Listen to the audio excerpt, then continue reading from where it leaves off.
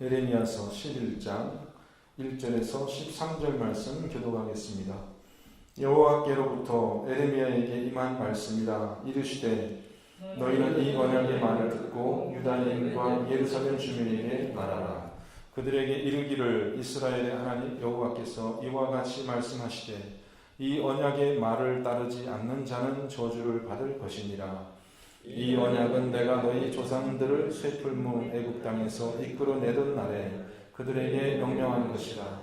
곧 내가 이르기를 너희는 내 목소리를 순종하고 나의 모든 명령을 따라 행하라. 그리하면 너희는 내 백성이 되겠고 나는 너희의 하나님이 되리라. 내가 또 너희 조상들에게 한 맹세는 그들에게 젖과 꿀이 흐르는 땅을 주리라 한 언약을 이루리라 한 것인데 오늘이 그것을 증언하느니라 하라 하시기로 내가 대답하여 이르되 아멘 여호와여 하였노라. 여호와께서 내게 이르시되 너는 이 모든 말로 유다 성들과 예루살렘 거리에서 선포하여 이르기를 너희는 이 언약의 말을 듣고 지키라. 내가 너희 조상들을 애굽 땅에서 인도하여 낸 날부터 오늘까지 간절히 경계하며 끊임없이 경계하기를 너희는 내 목소리를 순종하라 하였으나 그들이 순종하지 아니하며 귀를 기울이지도 아니하고 각각 그 악한 마음에 완악한 대로 행하였으므로 내가 그들에게 행하라 명령하였어도 그들이 행하지 아니한 이 언약의 모든 규정대로 그들에게 이르게 하였느니라 하라. 여호와께서 또 내게 이르시되 유다인과 예루살렘 주민 중에 반역이 있도다. 그들이 내 말 듣기를 거절한 자기들의 선조의 죄악으로 돌아가서 다른 신들을 따라 섬겼은즉 이스라엘 집과 유다 집이 내가 그들의 조상들과 맺은 언약을 깨뜨렸도다.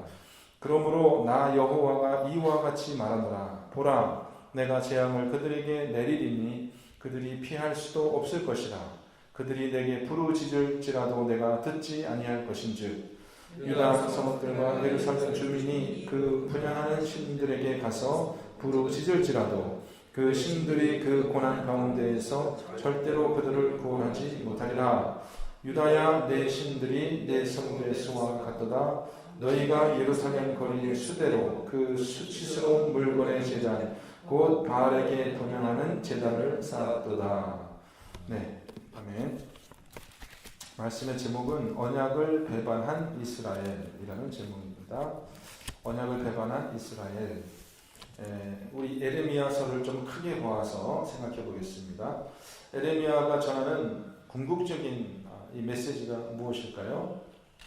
우리가 주제라고 하죠. 에레미야서 전체에 가장 중심되는 내용이 무엇이겠습니까? 여러분 자세하게 에레미야서를 읽지 않았어도 여러분 생각나는 대로 한번 대답해 보시면 가장 큰 주제가 뭐죠? 에레미야 선지자? 궁극적인 주제를 우리가 성경대로 생각을 하면 신약 성경이 에레미야서를 바라보는 시각이 있습니다. 신약의 성경의 사도들이 에레미야서를 바라볼 때 그 유명한 말씀 에레미야서 31장 31절 31 말씀이 그 반복되어서 신약 성경에 인용되고 있잖아요. 그래서 그게 우리 3.1절의 정신하고 비슷하죠. 뭐냐 하면은 여호와의 말씀이니라. 보라 날이 이르리니 내가 이스라엘 집과 유다 집에 새 언약을 맺으리라. 이 말씀이거든요. 새 언약이라는 주제예요. 새 언약. 결국은 뭡니까? 지금 예레미야를 통하여서 하나님이 이스라엘의 죄를 밝히고 하나님께서 너희들을 심판하실 것이다. 이제 그렇게 쭉 이야기를 하시지만 결론적으로 하나님이 그러한 이스라엘의 문제에 대한 해결책으로 하나님이 제시하시는 건 뭐냐? 내가 이제 너희들과 함께 새 언약을 맺을 것이다. 이 언약은 내가 그들의 조상들을 잡고 애굽 땅에서 인도하여 내던 날에 맺은 것과 같지 아니할 것은 이 옛 언약이죠. 그래서 이제 오늘 말씀이 에레미야서의 중심적인 흐름 가운데 하나라고 우리가 봐야 되는 것이 뭐냐면 옛 언약에 대해서 이제 우리가 언약 소송이라고 하죠. 선지자를 통하여서 하나님께서 소송을 제기하는 그런 것이기 때문에 오늘 말씀이 중요합니다. 내가 그들의 남편이 되었어도 그들이 내 언약을 깨트렸음이라 여호와의 말씀이니라. 이게 중심적인 내용이에요. 너희들이 조상과 내가 맺은 그 언약을 깨트렸다. 그러나 그날 후에 내가 이스라엘 집과 맺을 언약은 이러하니 곧 내가 나의 법을 그들의 속에 두며 그들의 마음에 기록하여 나는 그들의 하나님이 되고 그들은 내 백성이 될 것이니라 여호와의 말씀입니다.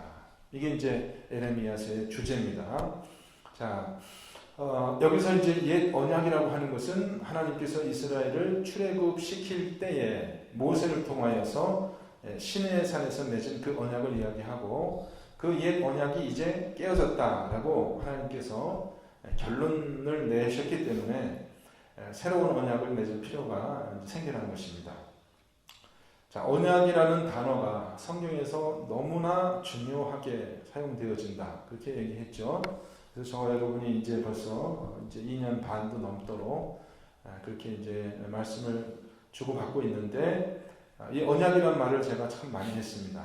왜냐하면은 신구약 성경을 관통하는 그런 주제를 우리가 한마디로 이야기한다면 언약이라고 할 수 있어요.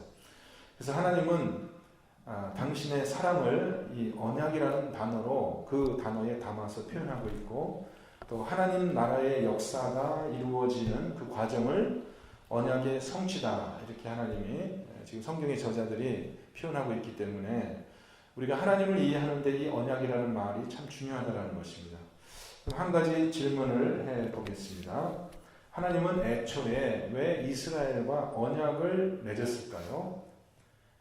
언약을 맺지 않으면 안 되는 것인가요? 어차피 이스라엘이 언약을 깨트릴 것을 알고 있었거든요. 그렇다면 굳이 꼭 언약을 맺어야 될 이유가 무엇이었을까요? 이제 그런 질문 한번 오늘 본문에서 답을 한번 찾아보도록 하겠습니다. 1절부터 5절 사이에 보면은 이제 하나님이 에레미야를 통해서 옛 언약을 회상시킵니다. 이스라엘이 하나님과 맺은 옛 언약을 회상시키고 있어요. 2절 말씀에 보면 언약의 말이라는 그런 단어가 표현이 나오죠. 언약의 말을 전하라 이렇게 얘기했고 3절 말씀에 보면 이 언약의 말을 따르지 않는 자는 저주를 받을 것이다. 뭐 이것은 언약에 그 이미 포함되어 있는 복과 저주 있죠. 언약의 말씀을 지키는 자에게는 복을, 지키지 않는 자에게는 저주. 이게 이제 언약의 내용입니다. 자, 이 언약은 오늘 그 말씀 3절의 표현을 보면 이스라엘 조상들을 쇠풀무 애굽 땅에서 이끌어내던 날에 그들에게 명령한 것이다. 이렇게 되어 있고요. 이 언약의 핵심적인 의무 조항이 4절 말씀에 이렇게 나와 있습니다. 4절 말씀 보세요. 내가 이르기를 너희는 내 목소리를 순종하고 나의 모든 명령을 따라 행하라. 이것이 이스라엘이 지켜야 될 의무 조항이었어요. 그리하면 너희는 내 백성이 되겠고 나는 너희의 하나님이 되리라. 자, 지금 하나님이 이 백성과 언약을 맺는 그 관계는 주인과 종의 관계, 왕과 신하의 관계입니다. 내가 너희의 하나님 왕이 되겠고 너희는 나의 백성이 되리라. 그래서 이 조약의 내용을 종주권 조약이라고 하죠. 종주권 조약. 종과 주인 사이에 그런 조약의 내용이라고 되어 있습니다. 근데 우리가 아까 에레미야서 31장에 가서 새 언약을 우리가 새 언약의 내용을 읽어봤지만은 그 새 언약의 내용도 똑같아요. 거기 보면 어떻게 됐어요? 내가 나의 법을 그들의 속에 두며 그들의 마음에 기록하여 나는 그들의 하나님이 되고 그들은 내 백성이 될 것이다. 이건 마찬가지거든요. 옛날 언약이나 새 언약이나 그 궁극적인 목적은 하나님과 이스라엘 백성이 이제 이 왕과 백성의 언약 관계로 그렇게 이어져 가는 것입니다. 자, 5절 말씀 보면 하나님 편에서 백성들에게 약속하신 의무 조항이 어떻게 나와 있습니까? 내가 또 너희 조상에게 한 맹세는, 이게 약속이죠. 그들에게 젖과 꿀이 흐르는 땅을 주리라 한 언약을 이루리라 한 것인데 오늘이 그것을 증언하느니라.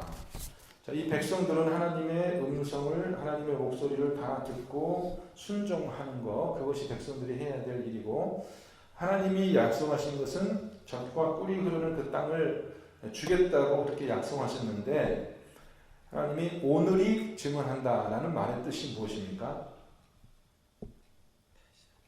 하나님이 그 약속을 지키신 것이 바로 오늘 너희가 지금 이 유다와 이스라엘이 젖과 꿀이 흐르는 그 가나안 땅에 지금 살고 있잖아요. 오늘 지금 에레미야 시대에 하나님이 자기의 약속을 지키신 것을 지금 너희들이 살고 있는 오늘이 증언하고 있지 않느냐 이렇게 얘기하니까 에레미야가 뭐라고 대답합니까?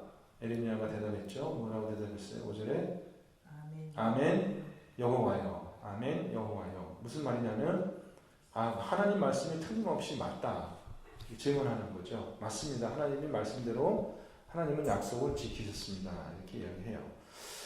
자, 그리고 이제 6절과 8절에서 이제 하나님은 이 언약의 역사를 이야기하세요. 1절부터 5절까지는 이스라엘과 하나님이 맺은 그 언약을 회상하는 내용이고, 6절부터 8절까지의 내용을 보면은 이 언약의 역사라고 할 수 있어요. 언약의 역사.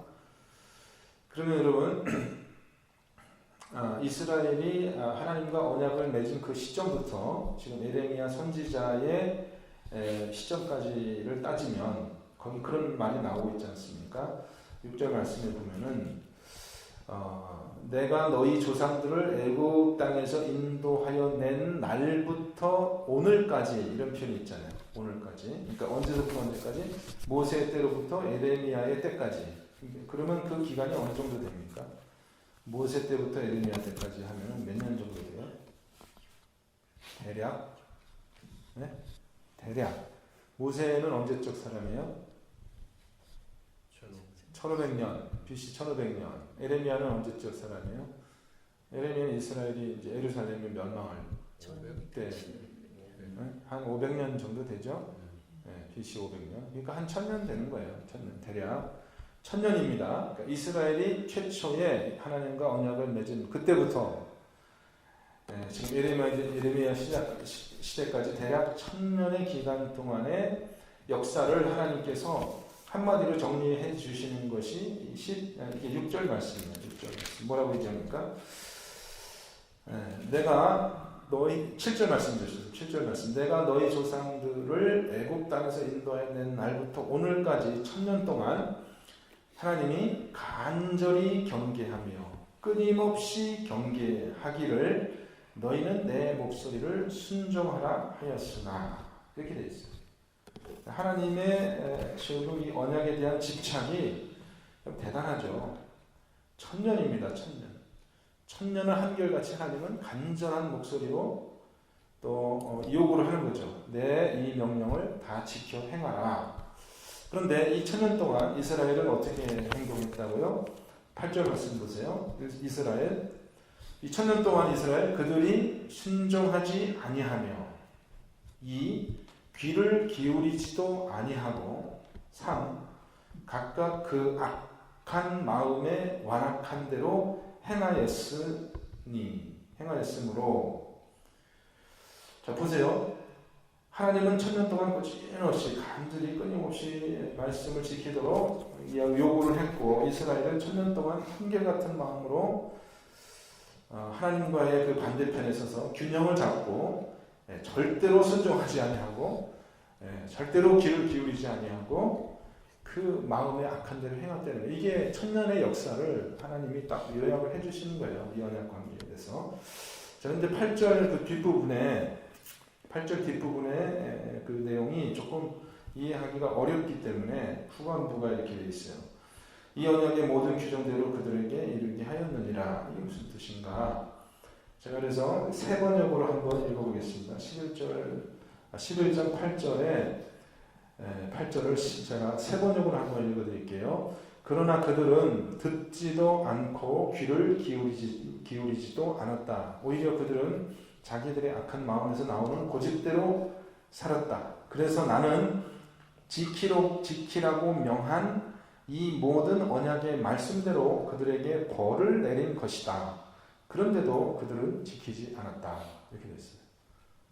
그러니까 이스라엘이 계속해서 그 말씀을 지키지 않으니까 하나님이 그 언약에 약속된 모든 벌을, 저주를 내렸다고 했는데 공동 번역에는 이렇게 되어 있습니다. 내가 지키라고 한 이 계약의 조문들을 지키지 않았다. 그래서 나는 이 계약 조문에 있는 벌을 그대로 다 내린 것이다. 그런데도 그들은 지키지 않았다. 이렇게 되어 있어요. 그죠? 그들이 이 약속의 말씀을 지키지 않았기 때문에 그 조문대로, 그 언약에 있는 대로, 거기 써져 있는 대로 벌을 다 내렸는데도 불구하고 그들은 여전히 그 말씀으로 돌이키지 않았다. 이렇게 얘기하는 거예요. 그러니까 이스라엘이 얼마나 완고하게 그렇게 하나님의 명령을 거부했는지를 이야기하고 있습니다. 결론적으로 하나님이 9절 말씀에 결론적으로 어떻게 이야기를 합니까? 유다인과 예루살렘 중 중에 반역이 있도다. 이게 뭐예요?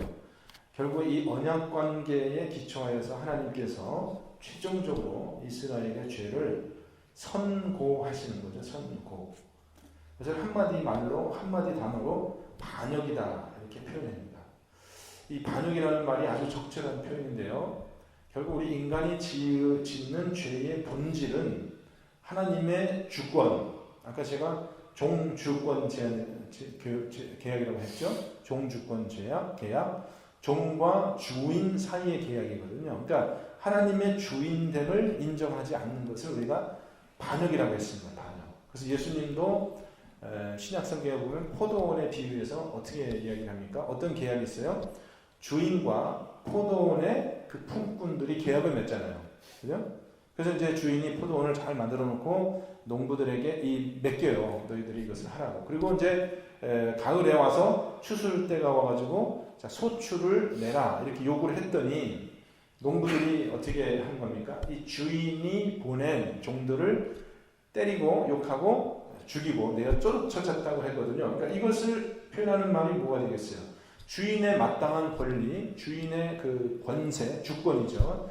주인의 권리를 인정하지 않는 거니까 그것이 뭐예요? 반역한 것입니다. 그러니까 예수님이 포도원 비유에서 표현한 내용이 이스라엘이 너 유다인들이 그래서 결국 나중에 주인이 아들을 보냈잖아요. 아들을 보내니까 이 악한 농부들이 하는 생각이 아들을 죽여버리고 우리가 이 포도를 차지하자 그런 거거든요. 그러니까 이 죄의 본질은 결국은 하나님의 주권에 대한 반역이에요. 하나님의 주인됨을 인정하지 않는 거예요. 하나님의 왕됨을 인정하지 않는 거예요. 이 백성들이 우리는 이 왕이 싫다라고 그렇게 반역을 하는 것입니다. 그래서 하나님께서 이제 그 반역한 내용을 지적하시면서 최종적으로 이스라엘의 죄를 어떻게 선고하시냐 하면 처음에는 반역이라고 했죠. 그 다음에 이제 10절 말씀에 보면은 결론적으로 어떻게 얘기를 합니까?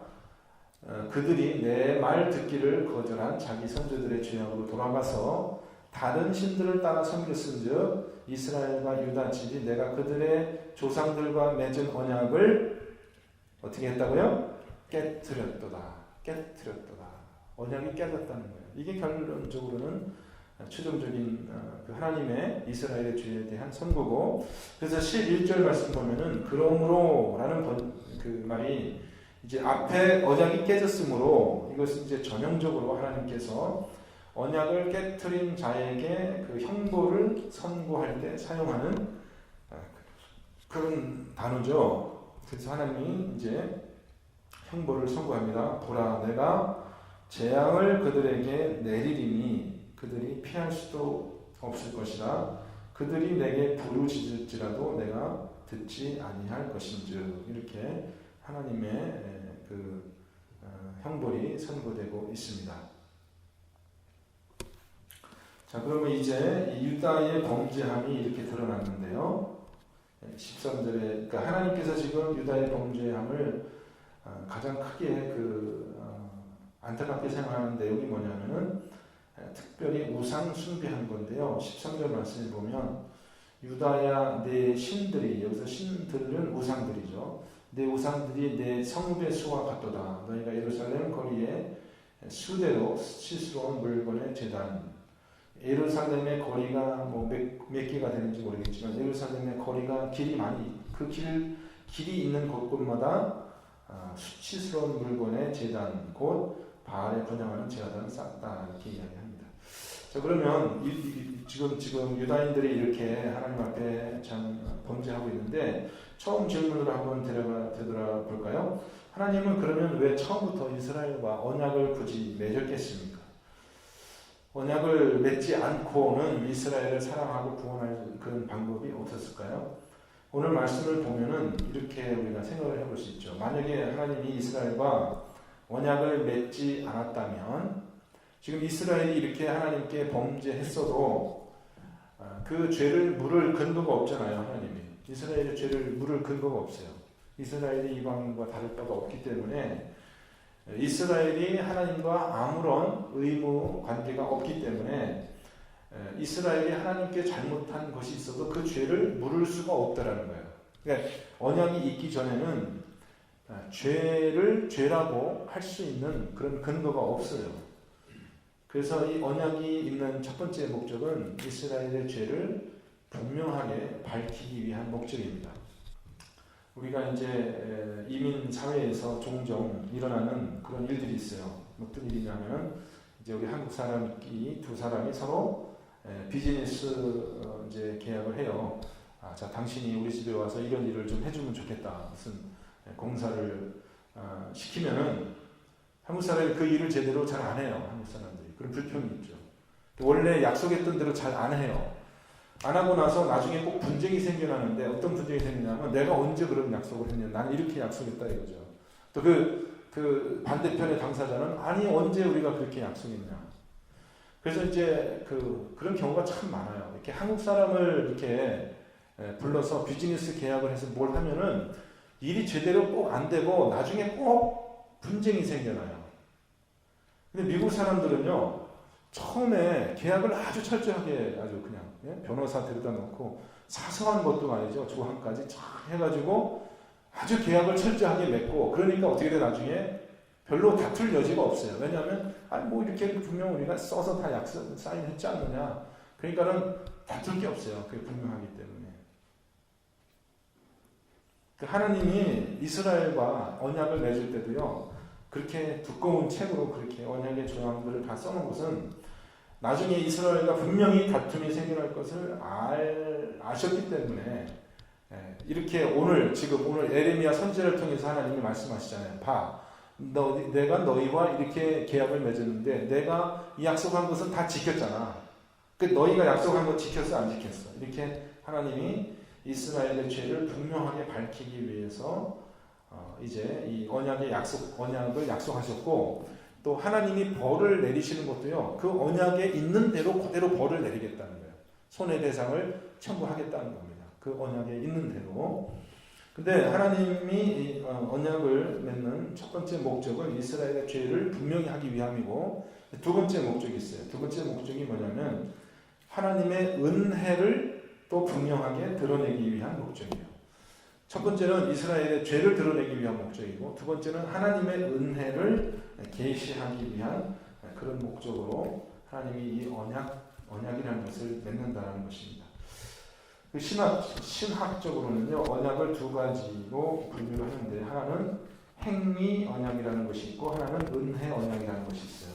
제가 언젠가 주일 설교 때 그렇게 이야기했는데 행위 언약은 이제 계약을 맺은 당사자가 그 조건대로 언약에 충실하게 다 지키면 복을 받고 지키지 못하면 저주를 받는 행위에 기초한 언약을 이야기합니다.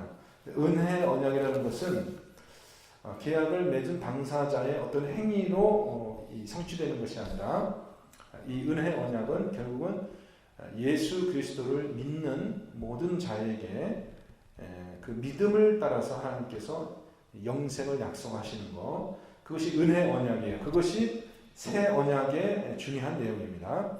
새 언약에서는 행위를 보는 것이 아니라 믿음을 보는데 물론 믿지 않는 사람은 저주를 받습니다. 믿는 사람은 영생을 약속받고요.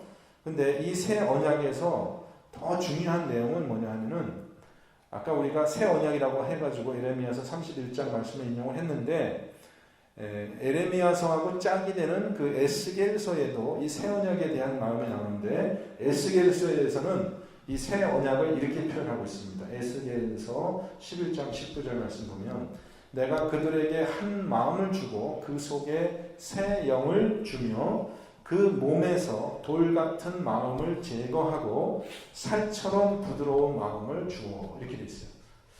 그 앞에는 뭐라고 얘기됐었냐면 에레미야서는 내가 그들에게 내 법을 그들의 마음에 새길 것이다 이렇게 얘기했잖아요. 에스겔서 36장 26절 보면 또 새 영을 너희 마음에 두고 새 마음을 너희에게 주되 너희 육신에서 굳은 마음을 제거하고 부드러운 마음을 줄 것이다. 자, 택한 자에게 하나님이 요구하시는 것은 믿음입니다. 믿음. 그리고 그 믿음에 따른 행인데 실천인데 우리가 당연히 하나님의 언약을 실천하지 못할 것이 분명해요. 그렇기 때문에 하나님께서 우리에게 새로운 마음을 주신다고 했어요. 새 영을 주신다고 했어요. 그래서 이 새 영이 결국은 성령이거든요. 성령께서 새 언약의 보증으로 우리에게 오시니까 어떻게 해요? 그 새 영은 어떤 영이냐면은 부드러운 마음이에요. 부드러운 마음. 실천하는 마음이에요. 하나님의 마음, 하나님의 말씀을 청종하는 마음이에요. 그 1000년 동안 이스라엘이 완악하게 하나님의 말씀을 지키지 않았던 것 같지 않고 여기 보면은 굳은 마음을 제거하고 부드러운 마음을 줄 것이며 이렇게 됐거든요. 그래서 이 하나님의 새 영을 받은 이 새 언약의 당사자들이 부드러운 마음으로 하나님의 언약을 성취하게 됐다는 것이죠. 이것이 바로 새 언약, 은혜 언약의 중요한 내용입니다. 그래서 오늘 이렇게 하나님께서 언약이라는 그 방식으로 당신의 사랑을 우리에게 증거하시며 이제 그 언약의 성취를 통해서 우리 구원할 것을 말씀하시고 있거든요. 여러분께서 한번 이 언약이 과연 내 마음속에 새겨져 있는가, 내가 정말 이 돌 같은 마음이 없어지고 살처럼 부드러운 마음으로 하나님의 언약에 굴복하는 그러한 새로운 사람이 되어 있는가를 한번 말씀에 비추어서 깊이 묵상하시고 생각하시는 그런 하루가 되시기를 주님의 이름으로 축원드리겠습니다. 기도하겠습니다.